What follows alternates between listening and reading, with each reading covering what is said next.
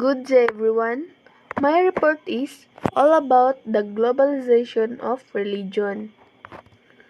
Globalization has many definitions, each worthy of merit. Generally, globalization is first thought of in economic and political terms as a movement of capitalism spreading across the globe.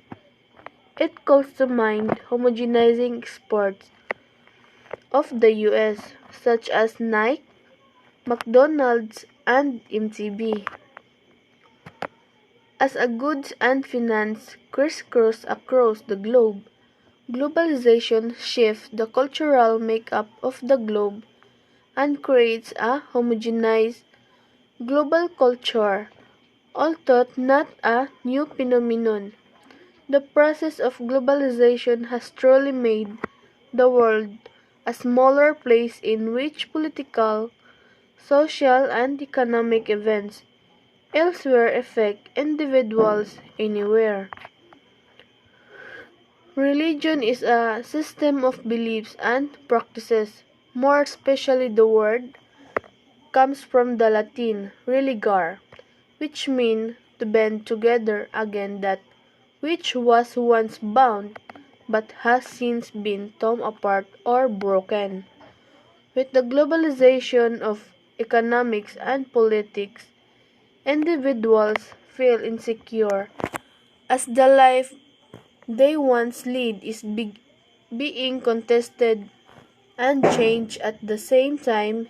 Hence, in order for a person to maintain a sense of psychological well-being and avoid existential anxiety, the relationship between globalization and religion is one with new possibilities and furthering challenges.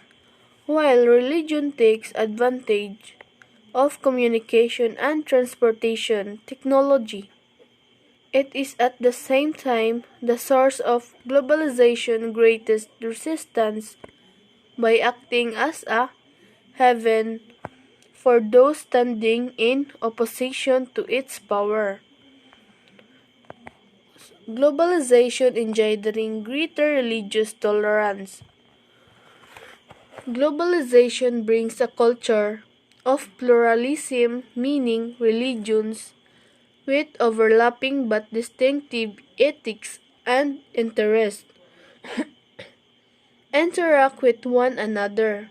The world's leading religious tradition in Hinduism, Buddhism, Christianity, and Islam teach values such as human dignity, equality, freedom, peace, and solidarity.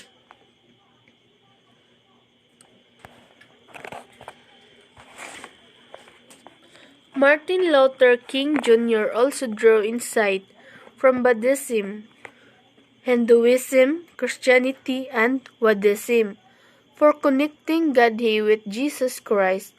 He saw Godhead's philosophy of non-violence as similar to Jesus' suffering on the cross.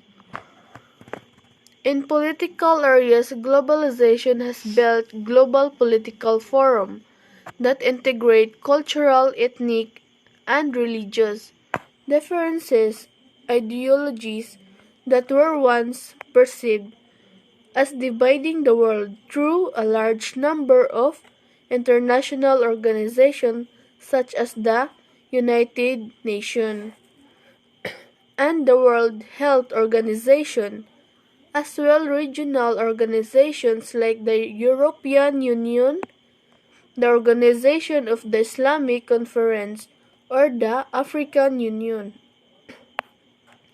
When discussing issues such as international peace and security, health issues, poverty, and environment, these organizations generally share many of the same basic commitments as religious traditions, mainly peace, human dignity, and human equality, as well as conflict resolution in which they actively engage in negotiation, mediation, and diplomacy.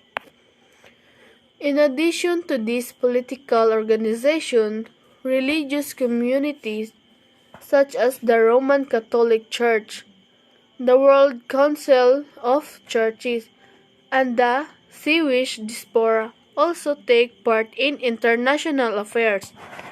Religious leaders gathered at the UN's Millennium Peace Summit in September 2000 to mark the turn of the millennium. A milestone itself, as the UN is not a common ground in the sense of a economical meeting inside a church, synagogue, or mosque, but rather a global common ground. The summit's conversation encouraged that world's religious communities stop fighting and arguing amongst themselves and begin working together for peace, justice, and social harmony. The Parliament of the World's Religions of 1993, first convened during the 1893 Chicago World Exhibit brought the world's diverse faith traditions from African indigenous religions. The major religions, Buddhism, Christianity, and Islam, to any forms of faith that would agree to civil dialogue through mutual encounter to use their similar values and discuss world affairs. In terms of economics, as the economy of the major countries of the world has grown, the main religions of each of those countries have also grown financially, providing more financial resources for religious to spread their belief.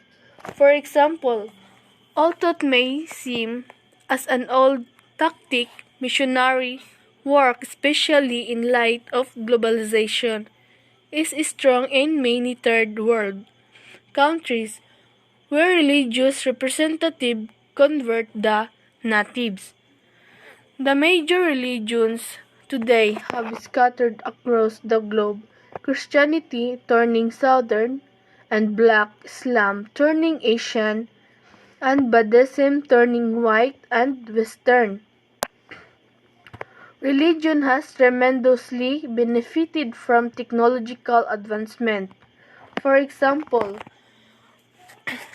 websites provide information and explanation about different religions to any person regardless of his or her geographical location, as well as provide the opportunity to contact others worldwide and hold debates which allow religions ideas to spread.